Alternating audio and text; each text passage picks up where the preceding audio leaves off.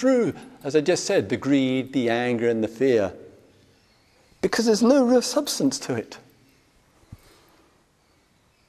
And we're interested to know what that is. And so when the Buddha sat under the tree in Bodh Gaya, that truth, that Dharma, realizes the Dharma, the truth which all have access to, all have a kind of immediacy with. But we forget, we neglect, because we're imprisoned with knowledge, information, ideas, the self wrapping itself up in all of that.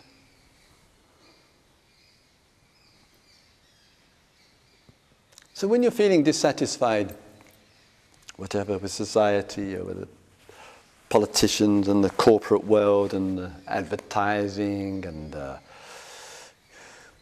the temptations to go into debt, or the temptations to try and make a lot of money quickly, or whatever it might be. It's in those kind of points in our life where we're just on the edge of those points, where we can just say, is in this moment there going to be real giving up and letting go? So that the primary interest remains, as it were, somewhere else. Let me put it another way in case you're... These talks are not easy to follow if you're daydreaming about something else. Good luck. Some people will say, Christopher, there's so much renunciation is required in this practice. There's so much letting go. So much needing to get out of this imprisonment I referred to earlier on in the talk. It seems so hard. It seems so disciplined. It seemed to require so much focus and effort from me. It is, if inside of us there is a lot of resistance to all the pressure on society, on us from society, from parents, from educators, from the employees, from the neighbours, from all these silly little lists about who's made a lot of money and who hasn't got a lot of money, and all of that complete nonsense. If one has a passionate interest in something calling truth, really interested in what this is, then there's a natural simplicity with life.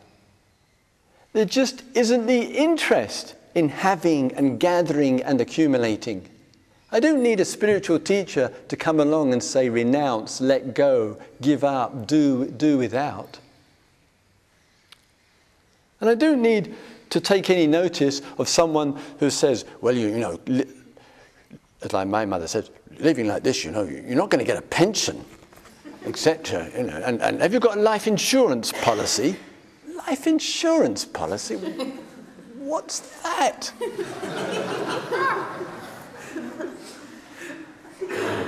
So if one's got a passionate interest for that which is false, and looks at that, and that real interest in that which is not false, because all the greed, the delusion, the anger, the fear, and all that is a false existence, a maya of existence.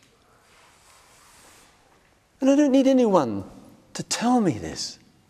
I don't need to take any notice of those who say, well, you're not making money, you're wasting your life. Or gurus or Dharma teachers to say, renounce, give up, let go. I've got a passionate interest in finding out something before I die. And I'm willing to keep that. And that spontaneously, easily, effortlessly brings a disinterest in having, owning, running after and getting. Because it doesn't lead anywhere, because if we're lucky we have our 70 years and 10 on Mother Earth and we're out. But the truth isn't. Not the truth. That doesn't die. That's unshakable. And knowing that takes death out of a human being, ends death for a human being. There's no death for one who knows truth.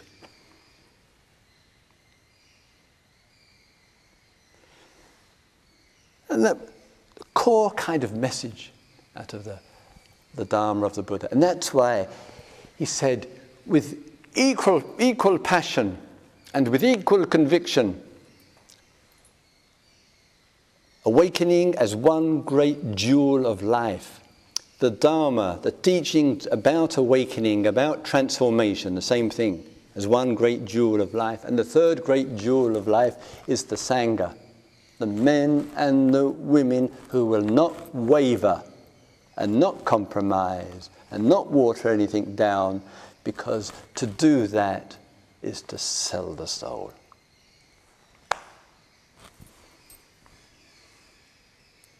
Extraordinary thing. That's why we, as he says, with the Sangha, he said, the Buddha felt so strongly about transformation and so strongly about the Sangha, he said, it is the unsurpassable field of merit to give to those in the Sangha.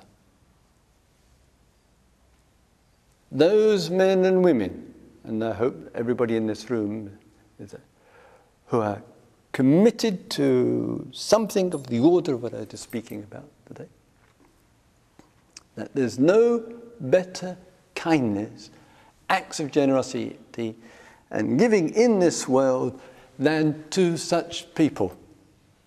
Gave it the highest priority in all the acts of giving, because such voices in the world, our voices in the world, and many others,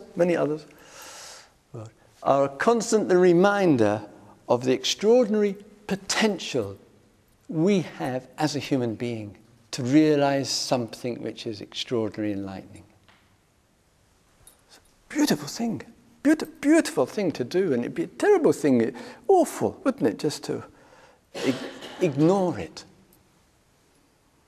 and think about money, work, job, university, career. Oh, God help us. So that sense for that and appreciation for that means we need each other.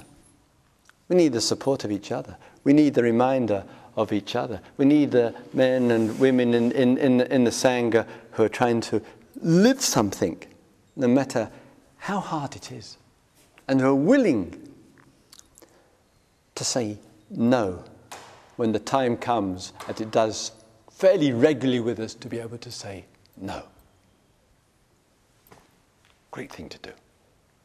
By saying no to compromise, yes to the exploration for the transformed life.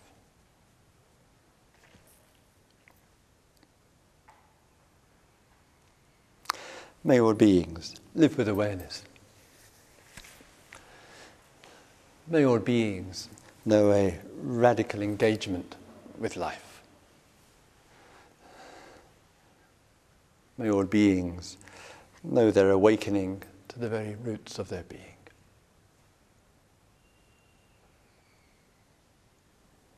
Let's have a couple of quiet minutes, shall we?